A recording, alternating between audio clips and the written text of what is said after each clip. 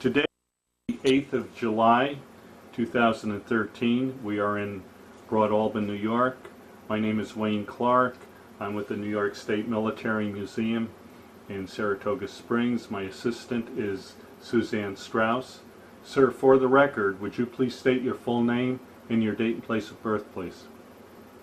My name is Stephen Hoshlyk, and I was born in Newark, New Jersey. And when were you born? 2/28/21. And did you attend school there? No. Okay. And The only place I attended school was in Broadalbin. okay. And when did you move to Broadalbin? 1925 April. All right. And you attended school in Broadalbin, Yes. and you graduated from high school. Yes.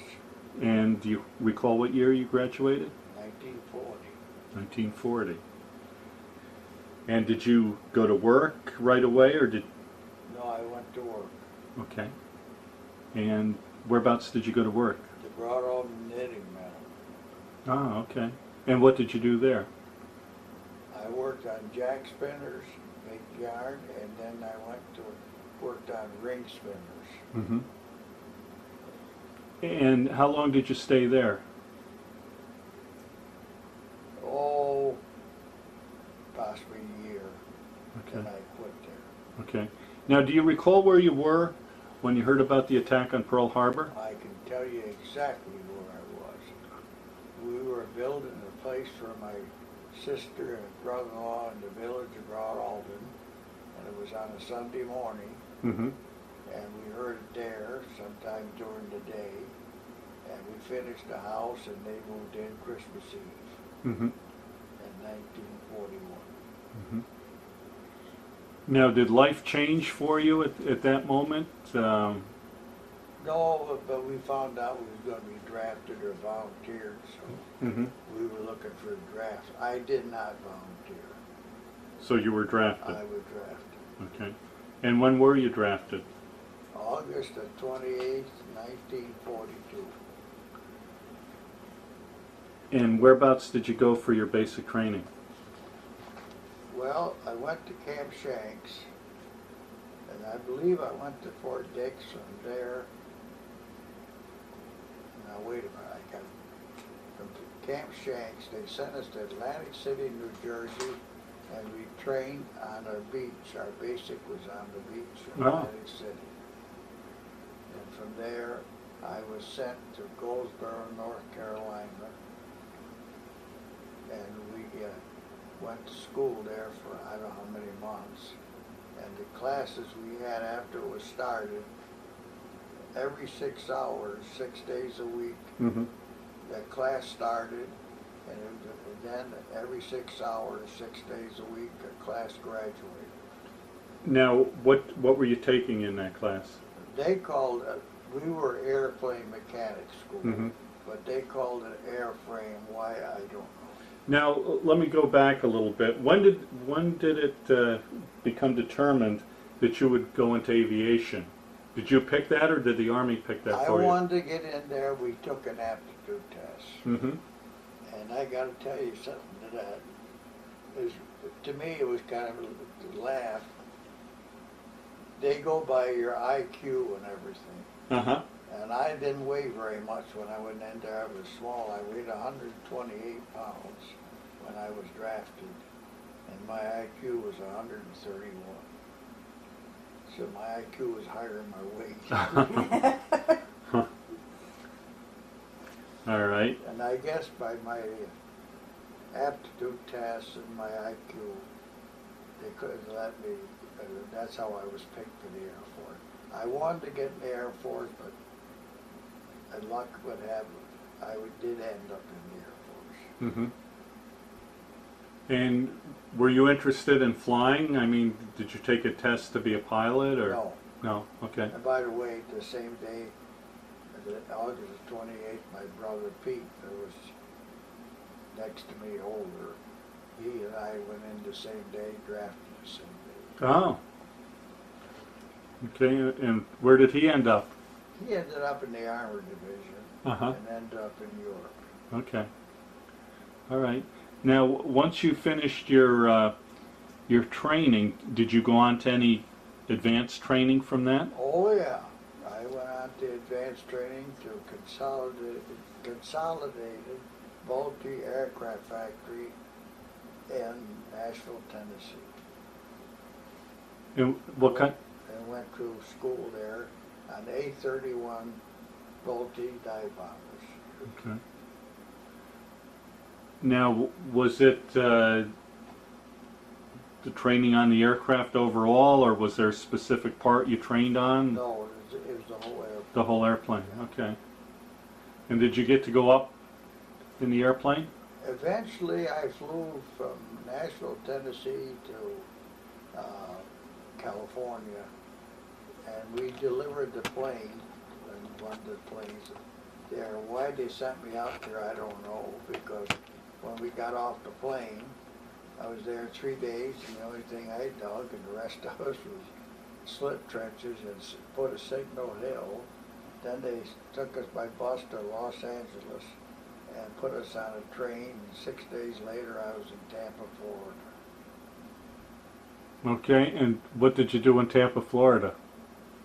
KP for a while, and then they sent me to a key field in Meridian, Mississippi, and that's where we actually got to work on airplanes. Ah, okay. And eventually, that's where they formed the 406 group. Okay. Now, what kind of airplanes were you working on there? P40, oh wait a minute.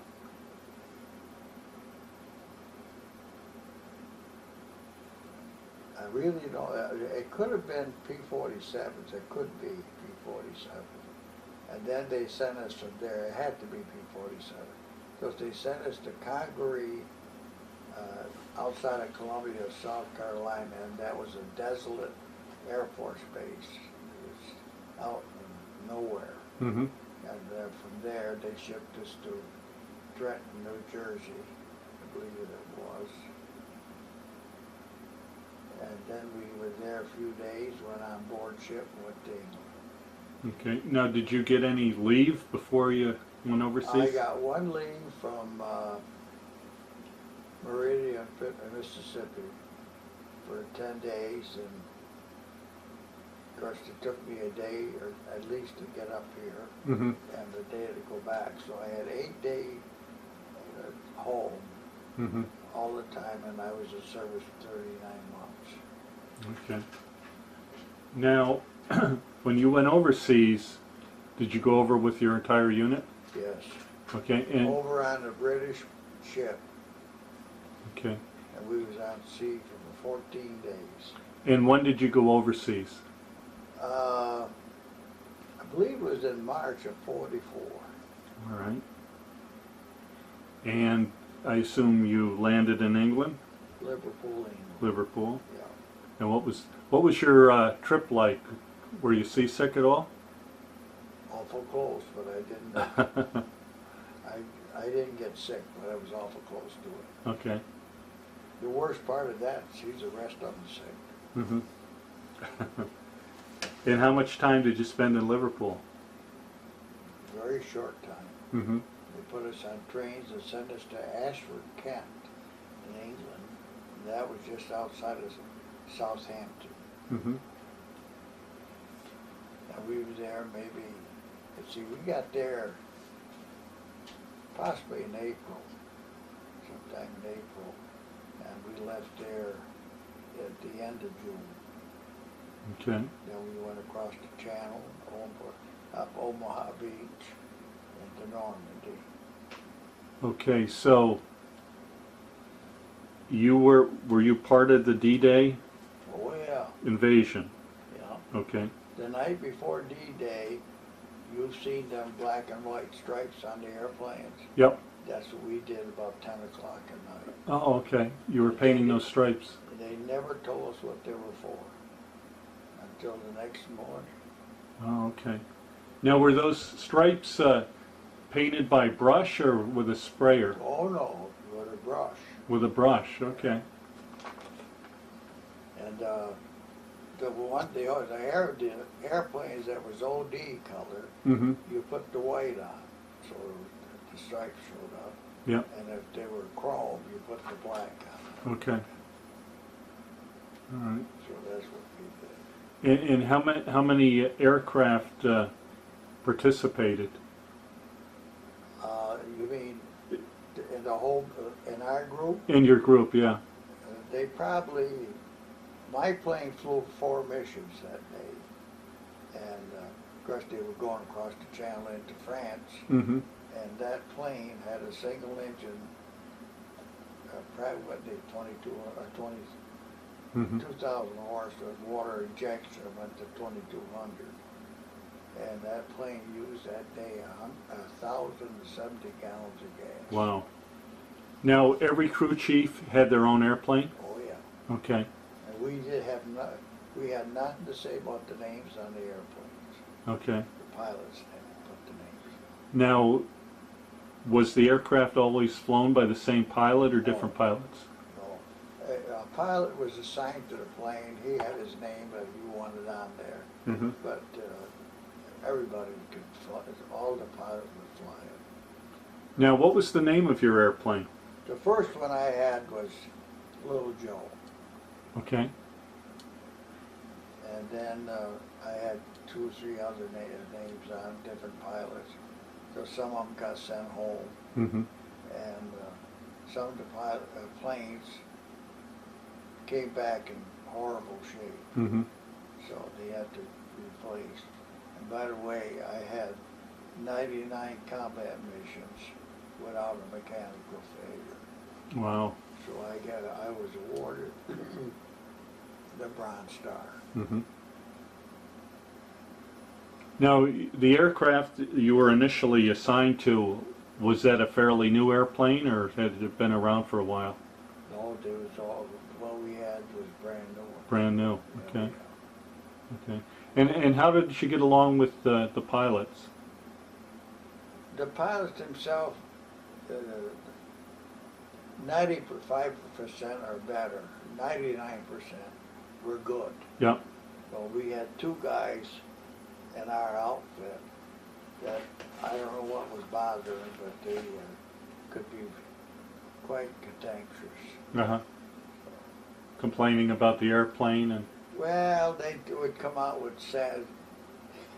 When they come back and tell you that the motor is out of rhythm, that makes you wonder, you know. Uh-huh. But anyway. Hmm. And we had one guy, one pilot, Dieter was his name, you can't forget him. He was for every booby trapping with explosives. And whatever, because we kept changing bases. We changed and after England, we were in 13 different air bases. Mm-hmm. The air bases, I don't know where you were working, we had dirt. Yep. And not only dirt, but what they were covered with, gray roofing paper that you put on houses.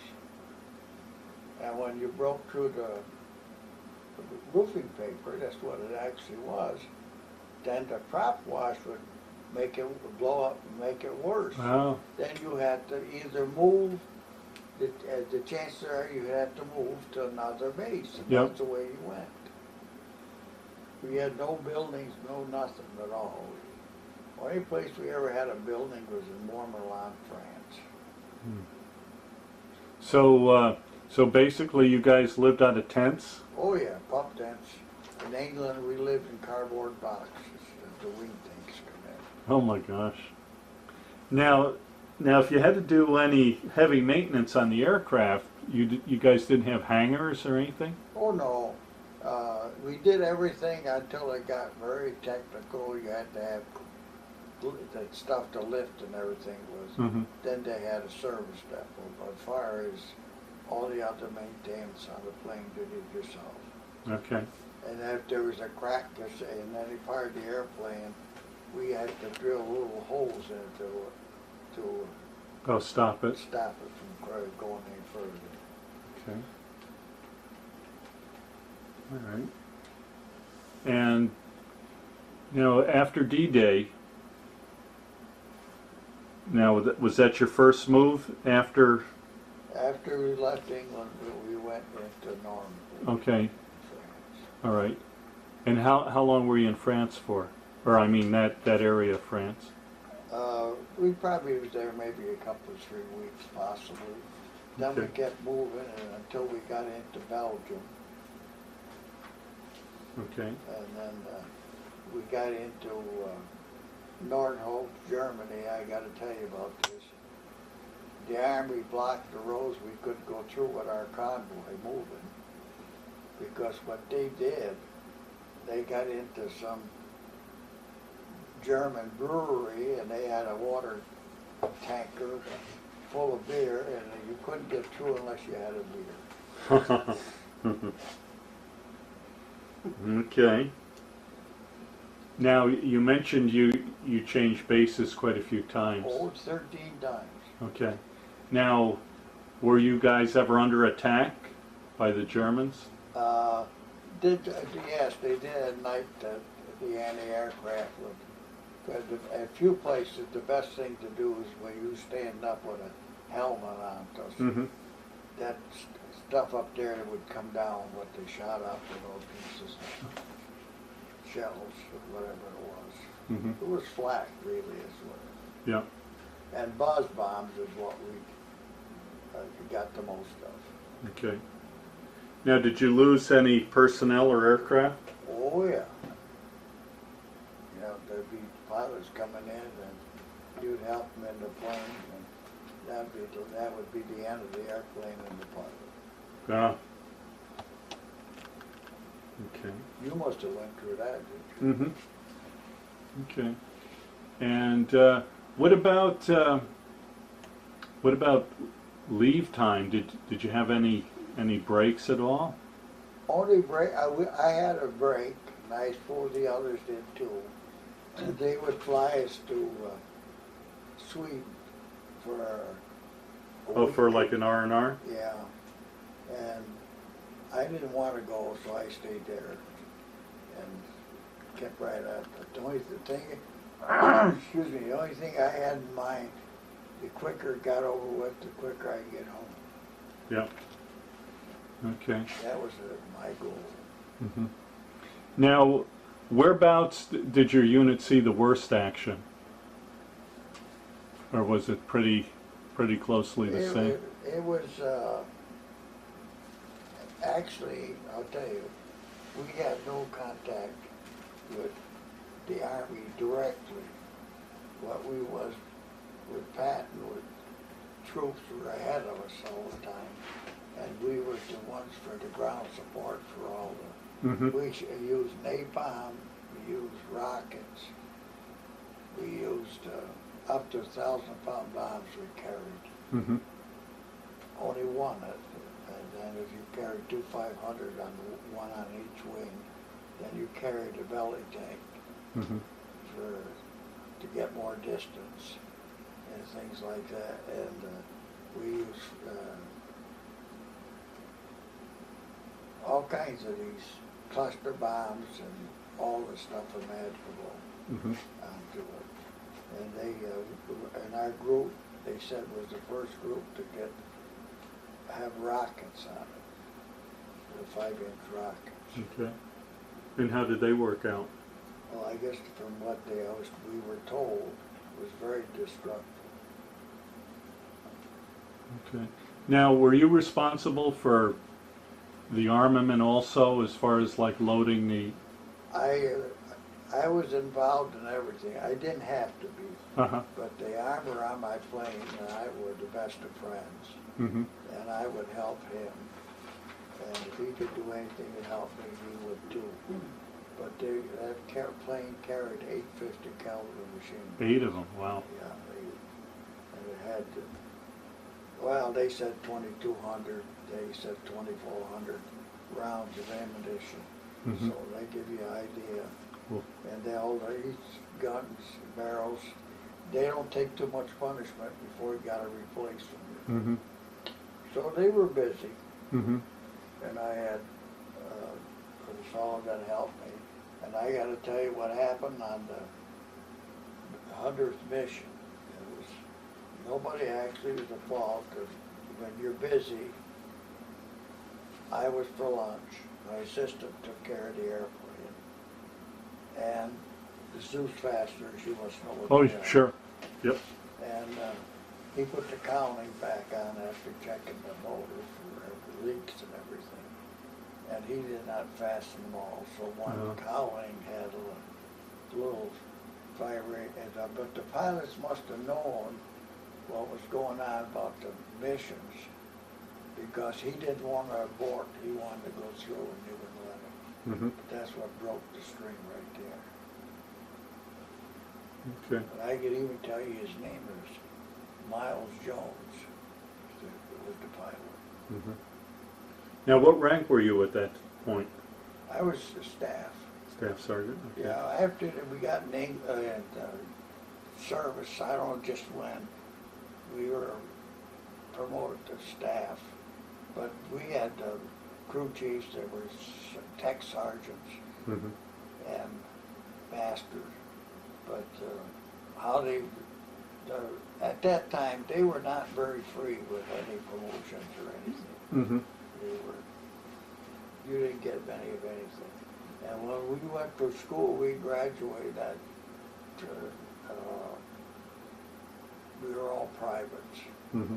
And next few bunches come through after we did, they come out corporals. Oh. So we were having the experience, we were privates, they were coming out of school, they were corporals. That's the way the military operates. Mm-hmm. So as a staff sergeant, I mean, you must have been making, at the time, pretty good pay, right? What do you think I made? Oh, back then I'm going to say, $50 a month? No, privates made 50. I went my 20% for overseas, I made $120 a month. 120. And you had your insurance, you had to buy it yourself, and all these things that you did, the haircuts or what. You couldn't go nowhere because we were not allowed to fraternize with civilians. I was going to ask you about that. Did you have much contact with the civilian population? Not ordinarily, no. But I got to tell you something that was amazing. We ended up eventually in Stuttgart, Germany. Mm-hmm. And of course then the war was over with. And so on Sunday mornings or Sunday afternoon after lunch, the civilians would come down marching from one end of our base to the other. And some people could barely walk or move or anything, but they were checking us out. Mm-hmm.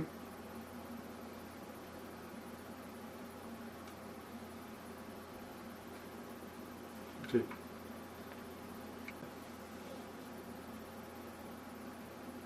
It was very interesting to see all this, the people, the shape they were in. Mm-hmm. Apparently they wanted to see it. Mm-hmm.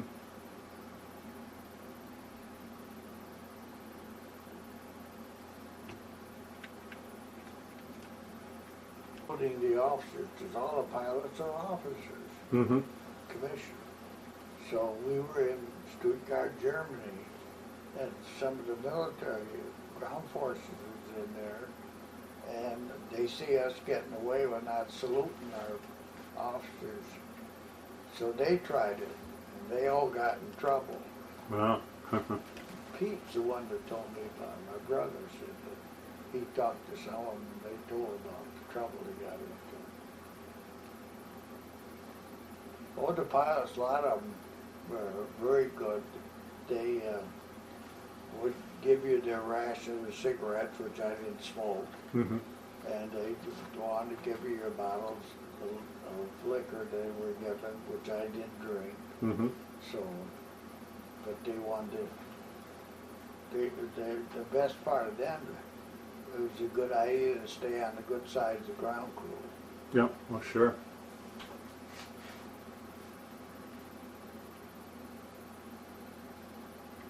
So Yeah. that was, and Now, let me just go back for a second.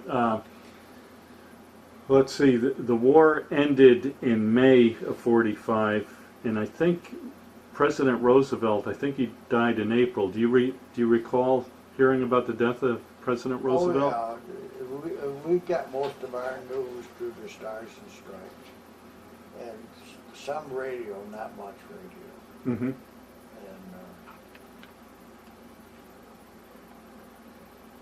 of course everybody was happy that it was over with, but Yeah. oh, there was a lot of interesting stuff that used to go on there, comical stuff and everything else. We had one guy in our squadron, his name was Joe Boyle, and if anybody took him under their wing that understood music, he would have, I believe, would have gave Bing Crosby and Perry Como competition. Hmm. He was very good. And he'd sit there some nights on his cot for a half hour or more, just sing one right after another. And he had a nice voice. He was good. Now, did you guys see any USO shows? Very few. Mm-hmm. We had no Red Cross stations, where you get coffee and donuts. Uh-huh. We didn't have it because our commanding officer didn't want the guys goofing off and wanted to tend to business. So Mm-hmm. we didn't have any of that stuff. Now, what about your rations, your food? Was that halfway decent, or did you eat a lot of K rations? K ration and C rations. Okay. Oh, we had a lot of them. In fact, somewheres I got K rations, C rations I brought home just for the heck of it. Oh. By the way, I still have my uniform too. Okay. Got all that. Does it still fit? Partly. Now, whereabouts were you when the war actually ended?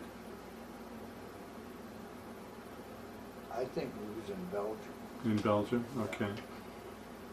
And what was that like? Was there a lot of celebration? Not too much. Mm-hmm. No, it was pretty quiet. Not too much. Was there any talk about you guys going to Japan or to the Pacific? What I found out later, some of the pilots were sent to the Pacific, and some of the pilots were in Korea. Okay. I lost my train of thought. I was going to say.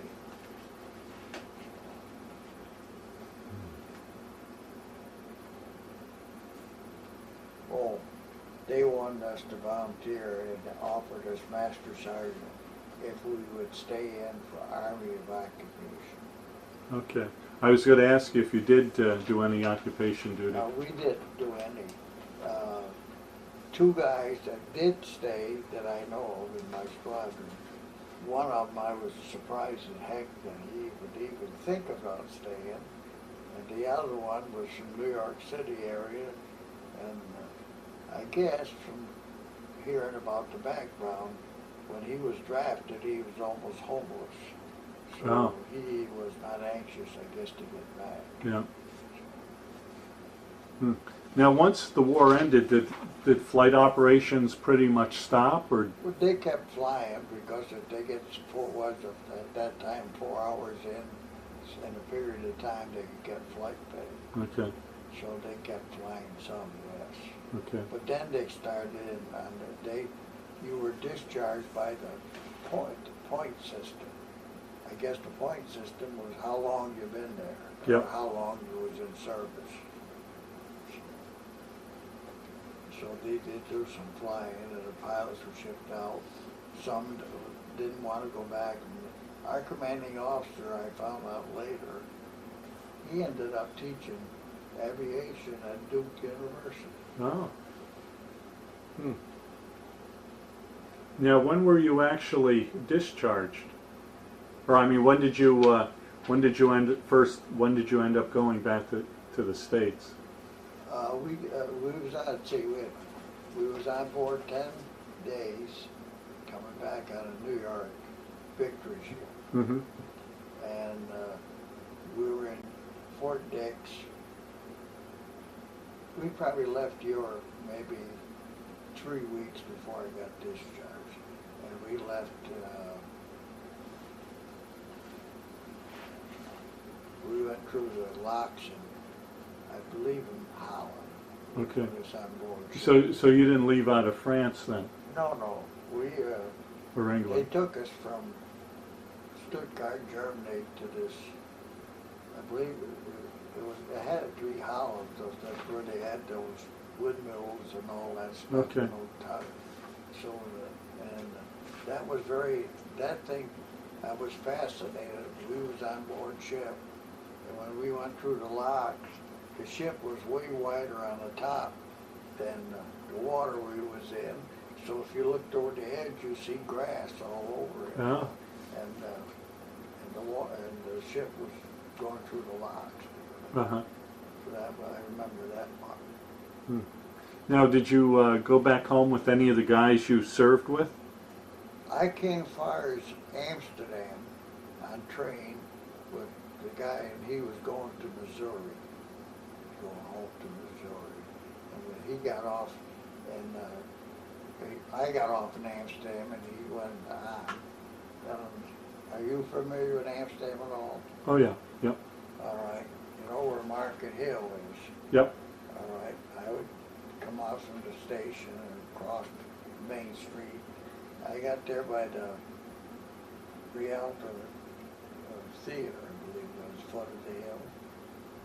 And I had my duffel bag and things and all my stuff.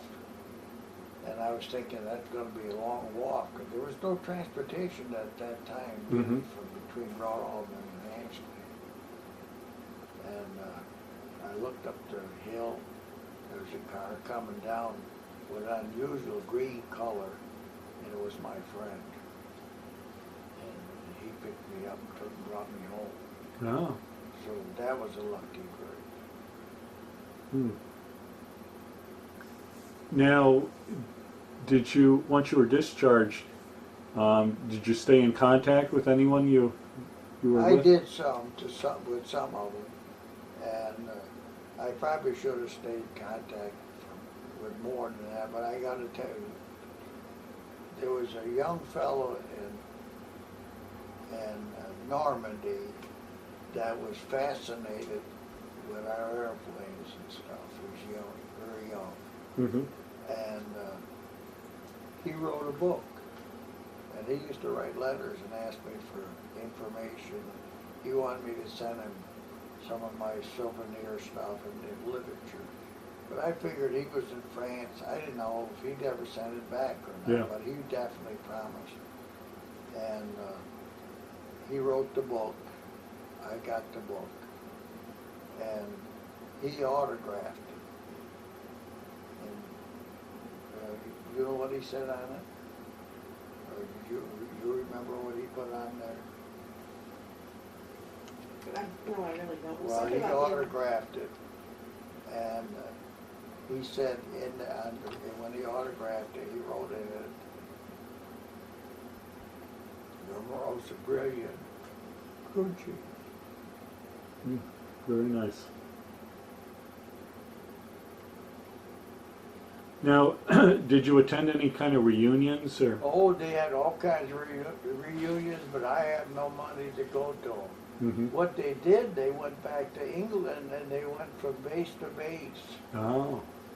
But I didn't have the money to do it, so I never went. Mm-hmm. They went there more than once in New York, but I never went Okay. because I didn't have the money to do it. Mm-hmm. Now, did you join any veterans organizations like the VFW or? I joined, my brothers and I joined the Legion, Mm-hmm. and they were going to build a new Legion house. Well, they didn't do it. And I was told that everybody donated it to the new building got their money back. Well, we didn't get a damn thing back, the three of us at all. Uh-huh. So I decided that that's the way it was going to operate. I didn't want no part of it, so I never joined the Legion again. That was going way back. But then I have a friend that she's very interested in Legion. She's got me, in fact, she went and bought my Legion membership. So I am a member of the Legion and member of the VFW. Okay. Now, But I'm not very active. Okay. Now, did you make use of the GI Bill at all?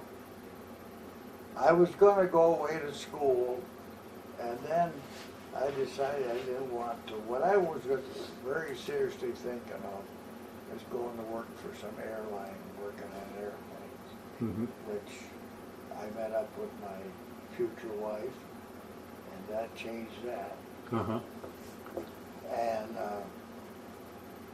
the only thing I didn't get no GI Bill rights, but I did go to the VA and ask them if I could get help. Because those two there complain I don't hear good.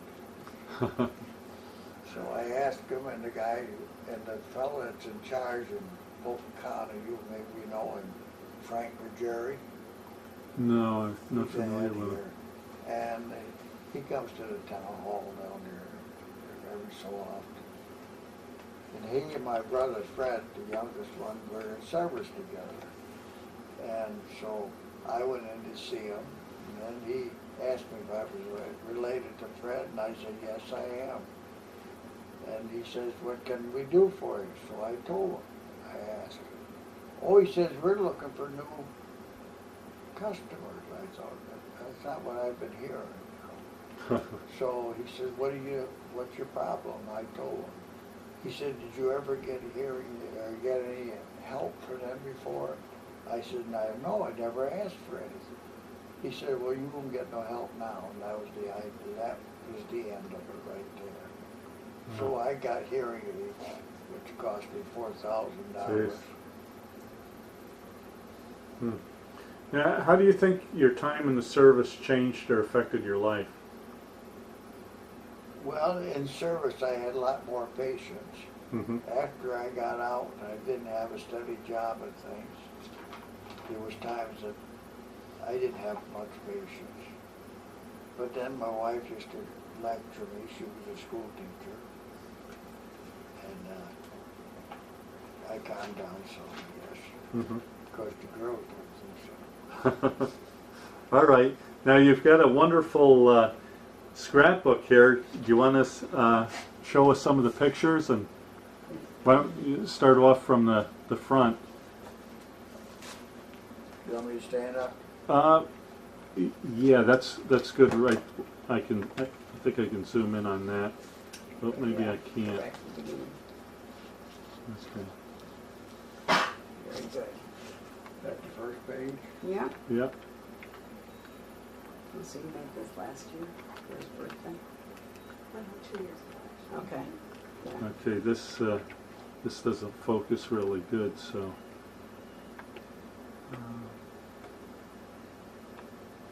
Let's see if let me just try changing this setting here. Okay. Yeah, that's kind of blurring on it. Okay. Would it be better if you took the pages out? Oh, no, that's good. All right. It says Sergeant Hoshlyk of Broadalbin wins citation. Okay. Now, do you want to tell us, was that your Bronze Star citation? Yes. Okay.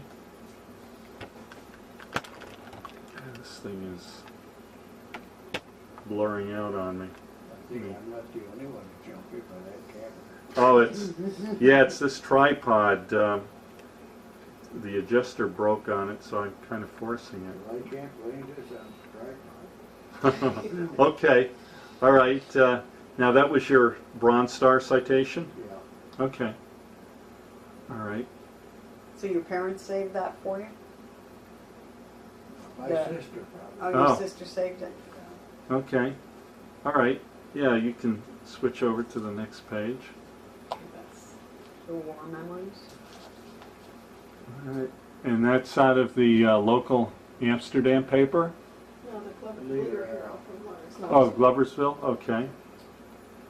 All right. And how long ago was that done?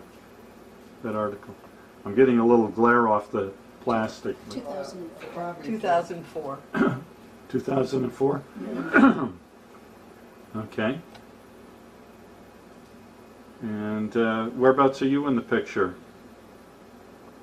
There's Yeah, a, there's are a you in bunch that of, picture? yeah, you want to just point them out? Well, let me get that so I can see it. One of those guys. This is me. Yeah. That's I you, like that. yeah, okay. Wait a minute.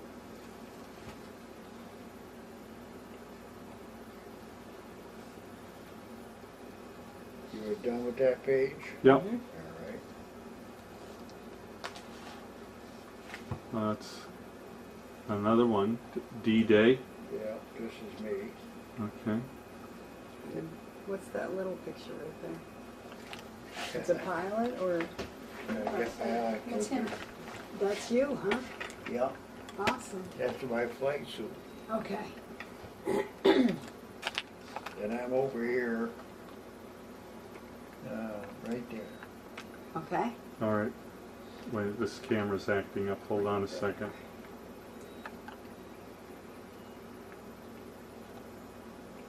Now, is that Little Joe, that plane? Is that the plane Little Joe, or is it just a plane?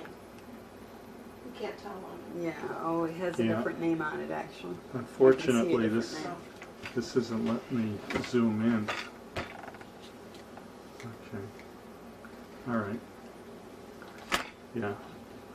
Yeah, I wish I could zoom in farther, but I can't get the detail on You it. want me to come Should we bring the closer? book closer? Try just bring it. Yeah, that's actually a lot better. Bring it a little bit closer. Okay, now if you tilt it so I don't get the glare from the light, try tilting it back a little bit. Okay. Now whereabouts are you in the picture? Right there. Okay. All right, bring that in just a little closer. Yeah, that's about as good as I'm going to get it. Okay, Okay. all right. On the next page. By the way, before I forget, I better tell you, on D-Day, the Stars and Stripes said that there was 8,000 sorties, Yeah, and from England and things going into across the channel, yeah, and there was gliders and the C-47s towing the C-46s. mm-hmm. And bombs, everything imaginable. Then I was watching a military program, and they said it was 11,000. So we were told through the Stars and Stripes there was 8,000, Mm-hmm. and they would practically blot out the sun. Oh, yeah, I've heard that, yeah. Now, this picture your here, Plain little yeah, Joe. I'm getting the flare, or the glare, try. Okay. Okay, that's perfect right Okay, there. right there. Yep. Now, whereabouts are you in the picture? Let's see, wait a minute. This is Tim the armorer, Okay, that's your best friend? yeah, and George Cooney. This guy is Captain Springer, the pilot, Okay, and this is me. that's you. Okay. Always the shortest one. And and the plane was Little Joe. Now, one of the pilots had, excuse me, picked out that name, Little Joe. Oh yeah, Okay. Was that his girlfriend or? I have no idea. Okay. That was Springer, but the pilot actually at that plane was Lieutenant Knapp. Okay. All right. And then we've got copies of your honorable discharge and your DD 214. You Okay. And you were discharged 23 November know. That's what they 1945. said, but it's on the paper. I Yeah, Okay. All right. Is there 1111. another picture? Okay. Oh, this is in Chinook Field, is it Ohio? Okay. There's a monument for our group. The 406th. Yeah. Okay. Gordon Conley took that picture when he was there, Oh, it's a He was in my class, and he was in the 15th Air Force, Oh, and he took it. okay. And what the other is, The other's family photos? yeah. Yeah, other family people that were in the service. Okay. That's me, and that's my brother Nick. Okay. That's why. And this is, I think, the Notre Dame Mm-hmm. Okay. Cathedral in Paris, which I've been to, and I've been all around the Eiffel Tower and the Arc de Triomphe. I've been through that. Okay. Now who's tying? That's my brother-in-law. Okay. He was in the Seabees in the Navy. Okay. All right. Okay, we got some more? Oh, I I guess think the that's, back is just Okay, in the pictures of back. planes and stuff. oh, okay. Oh, that's interesting. that's the plane, the picture of it. Oh, yeah. And that's at a museum in Oregon? Yeah, Okay. All right. I guess that's it. All right. Before we close, is there any questions you have, Suzanne? Well, could you tell us the awards or medals that you received? You mentioned the Bronze Star. Well, only thing I can tell you is this.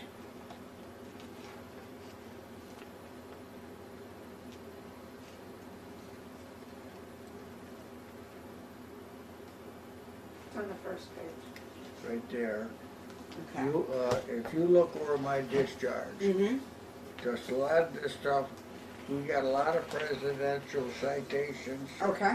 and a lot of Oakley busters and all kinds of stuff. I don't remember all that stuff. Oh, okay. But it's Okay. American Service Medal, Bronze Star, Distinguished Unit Badge, and the European African Middle Eastern Campaign Medal. Okay. And World War II Victory Medal, of course. Did I get a good conduct? I hope so. Okay. Oh, he's got another. I thought you were going to put your uniform on for us. I said I would good partially. Yep.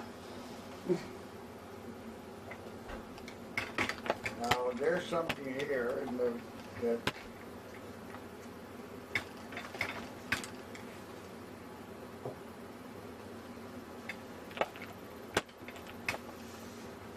maybe we could care to glance over that. And then also, this is the historical thing. Okay.